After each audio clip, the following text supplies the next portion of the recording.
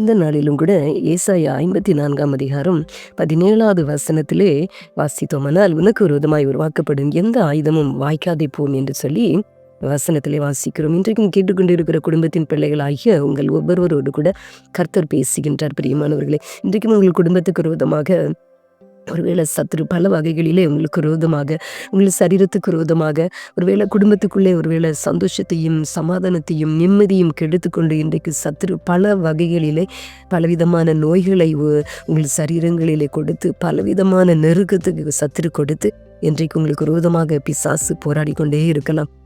அதனால நீங்கள் வேதனைகளோடு கண்ணீரோடு இருக்கலாம் பிரியமானவர்களே. ஆனால் கர்த்தர் இன்றைக்கு உங்களோடு கூட பேசுகின்றார். ஒருவேளை உங்களுக்கு விரோதமாக பல மந்திரங்களை செய்து ஏவுதல் செய்து அது நிமித்தம் நீங்கள் ஒருவேளை பல நஷ்டங்கள், போராட்டங்கள், இழப்புகள், கஷ்டங்கள், தொழிலிலே விருத்தி இல்லாமல், ஆசீர்வாதங்கள் இல்லாமல், ஒருவேளை நீங்கள் வருமானம் இல்லாமல், இப்படியாக பல வகைகளிலே நீங்கள் வேதனைகளோடு இருக்கிறீங்களோ, எந்தெந்த பிள்ளைகள் நீங்கள் குடும்பத்தின் பிள்ளைகள் கேட்டுக்கொண்டிருக்கிற பிள்ளைகள் நீங்கள் ஒருவேளை எந்த ஒரு சூழ்நிலைகளிலும் நீங்கள் வேதனைகளோடு இருந்தாலும் கூட கர்த்தர் இன்றைக்கு உங்களோடு கூட பேசுகின்றார். உங்களுக்கு விரோதமாக உருவாக்கப்படுகின்ற எந்த ஆயுதமும் வாய்க்காதே போகும். பிரியமானவர்களை, நீங்கள் துதியுங்கள், கர்த்தரை ஸ்தோத்திரியுங்கள், ஜெபியுங்கள்.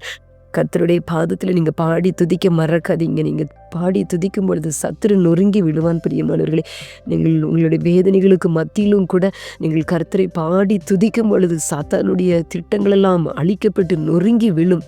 நீங்கள் மௌனமாயிருக்கும் பொழுது அவன் ஜெயம் எடுத்துக்கொள்வானே பிசாசு. அதனால நீங்கள் பிசாசுக்கு நீங்கள் இடம் கொடுக்காதபடிக்கு நீங்கள் விழிப்புள்ளவர்களாக, ஜெபத்திலே நீங்கள் தரித்தவர்களாக, ஜெபத்திலே நீங்கள் உறுதியாக நீங்கள் ஆண்டவரை பிடித்து கொள்ளுங்கள்.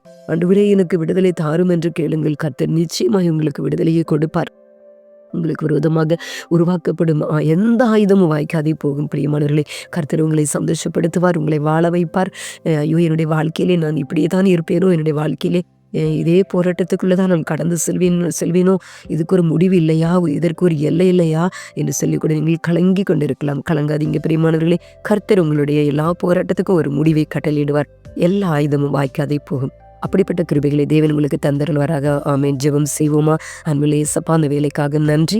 ஆண்டவரே, இந்த நாளிலும் கூட உனக்கு விரோதமாக உருவாக்கப்படும் ஆயுதம் வாய்க்காதே போகும் என்று சொல்லி உடைய வாக்குத்தத்தம் சொல்லி இருக்கிறது. ஆண்டவரே, எந்தெந்த குடும்பத்தின் பிள்ளைகள் பலவிதமான போராட்டத்தோடு கண்ணீர் வடித்து கொண்டு இருக்கிறாங்களோ, ஆண்டவரை கேட்டுக்கொண்டு இருக்கிற ஒவ்வொரு குடும்பத்துக்குள்ளும் உடைய தெய்வீக வல்லமை கடந்து செல்லட்டும்.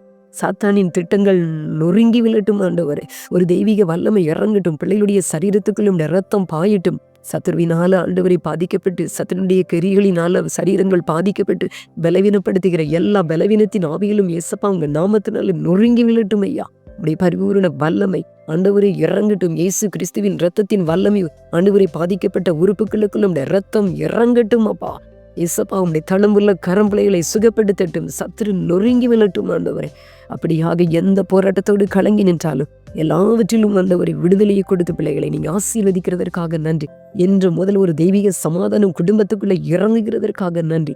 சத்துரு நடுங்கி விழுந்து நொறுங்கி போறதற்காக நன்றி. தேவ பாதுகாப்பை பிள்ளைகளுக்கு கொடுத்து பிள்ளைகளை ஆசீர்வதிக்கிறதுக்காக நன்றி. இயேசு மூலமா ஜெபிக்கிறோம் நல்ல பிதாவே, ஆமென்.